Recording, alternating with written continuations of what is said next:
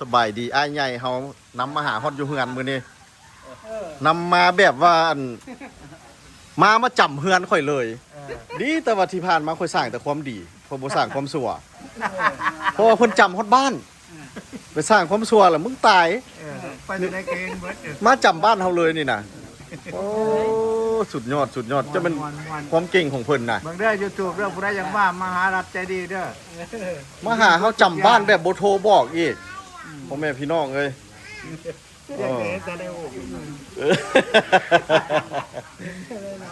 นี่อันนี้ก็มากบ่ขี่ตัวเฮามื้อนั้นจือบ่มากไม้มากบ่ขี่ตัวดิมื้อนี้อันนี้ก็กินลาเด้อมีแต่ได้กินซื่อๆมากกลัวมันมีเท่านั้นเท่านี้มันบ่ที่ผ่านมาบ่เคยฮู้เรื่องนี้เนาะความฮู้รอบโตเด้อันนี้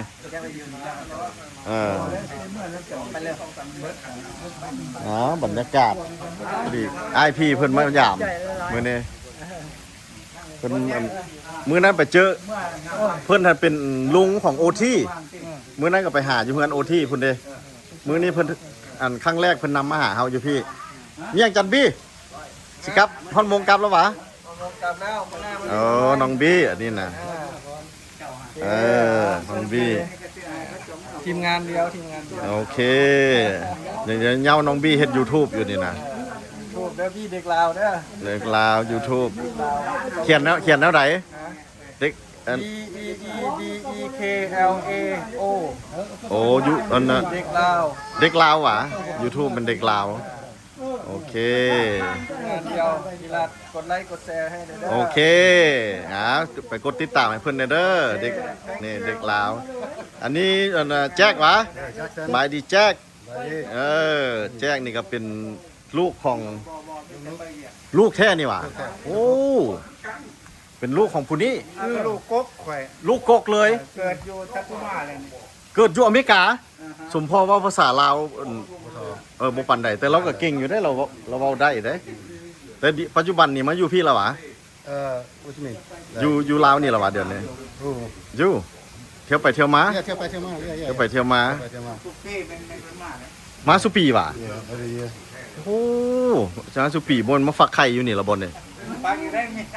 ฮะเนี่ยมาว่าอากาศสปาอุเมสปาโอ้ครับโอ้เพื่อนที่ซ่าอยู่บ้านหน้าอยู่เนาะโอ้มีเฮือนมีซานเรียบร้อยโอ้เรามาปลูกสร้างอยู่พี่แล้วเนาะมีเฮือนมีซานแล้วสบายแล้วเจ้า You wanna check my spot out just go add me on Souder 81โอ้ Facebook เล่นบ่ Facebook they don't let me in เข้าเล่น P5 โอเคมีไอ้อ้นปรึกษาอย่างกันคือว่าค่อยๆแท้แลกน้ำเบอร์กันเอาอันผู้นี้มันอันเจ้าของโรงแรมมณีวันอยู่นอกทางเขานี่มันFC เฮามาหยามลาวบ่มีบอลอยู่อันโทรมาหารัดใจดีก็ได้หรือโทรหาเพิ่นก็ได้เบอร์เท่าใดก่อนอ้น WhatsApp 5635004แล้วก็ Facebook เด้บางเทื่อเพิ่นอยากติดต่อหา Facebook ฮะบ่ได้เล่น Facebook คันเพิ่นอยากคันอยากกันเซาวันที่13นี้มี FC 2คนลงยนต์มาพร้อมกันแต่มีผู้หนึงจองห้องเจ้าแล้วโอเคโอเคสุลืมเด้อจองห้องไว้เพิ่นที่13โยนเพิ่นลงกลางคืนได้เจ้า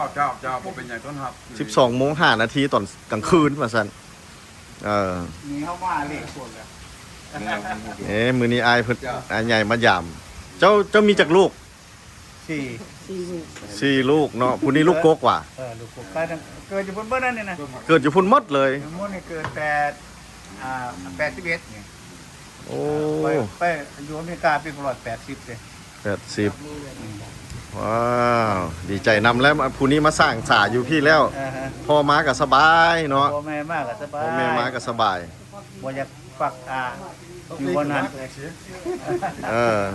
มาปลูกเฮือนปลูกซานเรียบร้อยป่ะเรียบร้อยเลยโอ้หมอนี่เก่งเว้ยหมอนี่เก่งเว้ย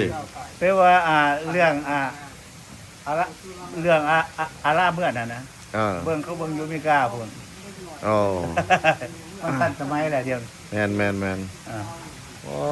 วเก่งไหมผู้นี้ เบิ่งน้ำก้นเขาเนี่ยแหละ ยังหนุ่มน้อยอยู่ได้นี่ผู้นี้นะมาสร้างเฮือนอยู่ลาวเรียบร้อยแล้วมิ 45ปีรุดจากเท่าไหร่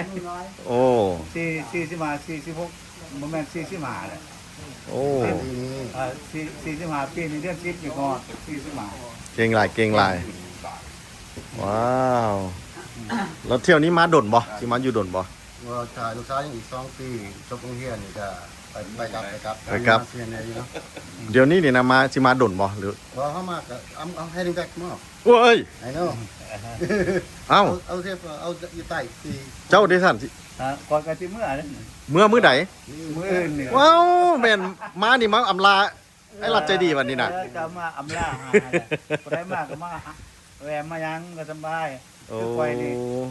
คอยเบิ่งจะได้ YouTube บนหันบนนี้คอยฮู้เบิด เออคือมื้อนี้นำมาหาไอ้อ้นบ่โทรหาเฮาจำเฮือนเฮาเลย เพราะฉะนั้น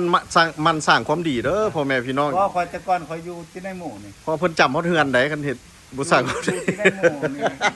เออบีหั คอยว อยู่เวียงเนี่ย7-8ปีเด้ เฮ้อ คอยอยู่เวียง7-8ปีแต่ปี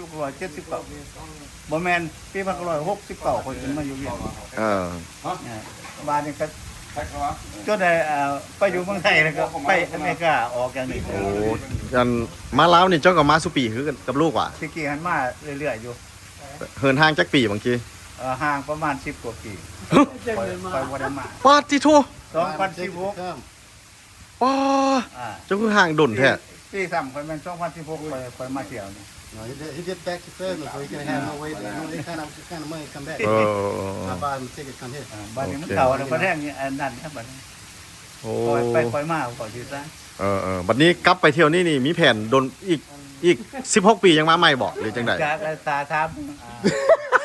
ว่าคันแม่มันนั่นยังมากับพามาเว้าสิซะ เอาคือผู้ส่วนเรามานำ มาบ่พัดยานยนต์บัด โอ้ตัวแม่ย่านยนต์ว่ะ เที่ยวเล่าก็เที่ยวก็10กว่าเทื่อได้มาเมืองลาว โอ้ของเราเมื่อยนั่งยนต์เนาะ บ้านนี้แกต้นแกโตก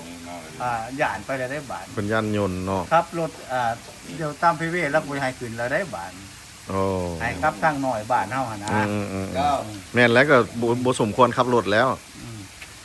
ให้ลูกให้หลานขับให้ บ่แล้วไม่ฝาดเองเลย เจ้าเฮ็ดเองเลยว่ะ เอ้ย อ๋อยังแข็งแรงเด้เนี่ยเพิ่นนี่นะ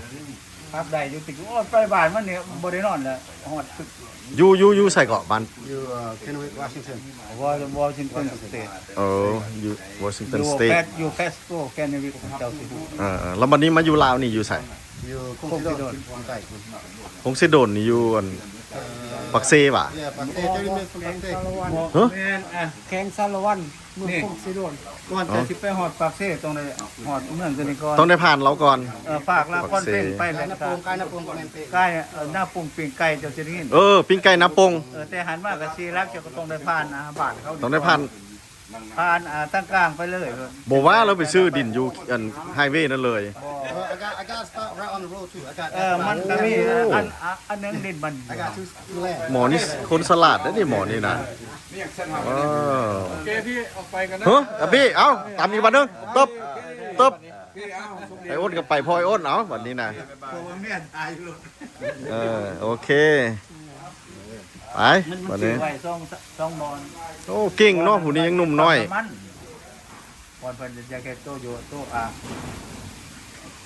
โตทีมทางนี้ที่13อยู่แล้ว ลงมาเบิ่งแน่จะคนป้าน่ะ คุณน่ะเบิ่งไอ้พุ่นไอ้อ้นไปแล้วพุ่นน่ะเอาไปแล้วเอาหัวขาวโอ้เอาดิ เอาเด้อ ขอบ คนเบิ่งหลายๆอีก ขอบใจหลายๆเด้อมาหาก่อนสิมื้อ คือคลิปปักไปหันก็ว่าได้ไลฟ์วิวถึงเลย ล้มไปล้มมาแล้วว่าสิมื้อมื้ออื่นตายแล้ว ว่าไป มาเทิงด้วยมัน พอคิดว่าอาซีมีเป็นเห็ดเป็นร้านอาหารหันนะ โอ้ เฮ็ดแม่นเจ้าขอยเห็นทุกจะออกไปซื้อของแล้วมาเฮ็ดกินซุ่มแซวกันนะ เขาจนหลายซื้อของสุกมาเลยรถนะมาซุ้มกันอยู่นี่สบาย ได้จังซั่น โอเคขอบใจหลายๆขอให้อยู่ดีมีแฮงเด้อ ขอบใจละลาย ดีมีแฮงโอเคน้องทรายเก่งหลายน้องทรายนี่นะ Expect you when I come back. โอเค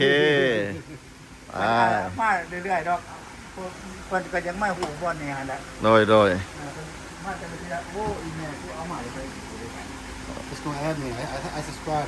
Subscribe. YouTube right Yeah, YouTube. okay text me Text you. message นะ I need your number. I'll text you on the YouTube thing. yeah text for Jackson Okay. I'll message. under his video Okay. โอเคหักแพงกันวันนี้โอ้จัดบี้ไปพูดแล้วไป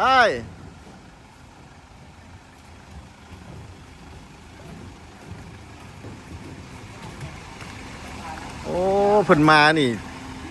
สิมาครอบเฮาเมื่อเด้อนี่ทุกพ่อนี่กับน้องสายนี่นะสิเดินทางกลับคืนมื้ออื่น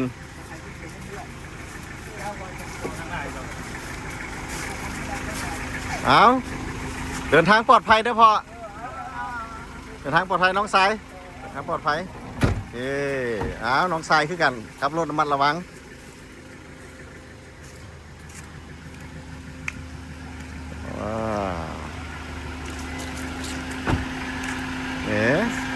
คนเต็มนี่เลยแต่ว่าเอาไปเอามากันเป็นเหลือเฮาผู้เดียวคือเก่ากับหมาโอเคขอจบวิดีโอสั้นๆนี้เฮาก่อน FC เฮามาลาวกับสุลืมมาหยามไอ้รัด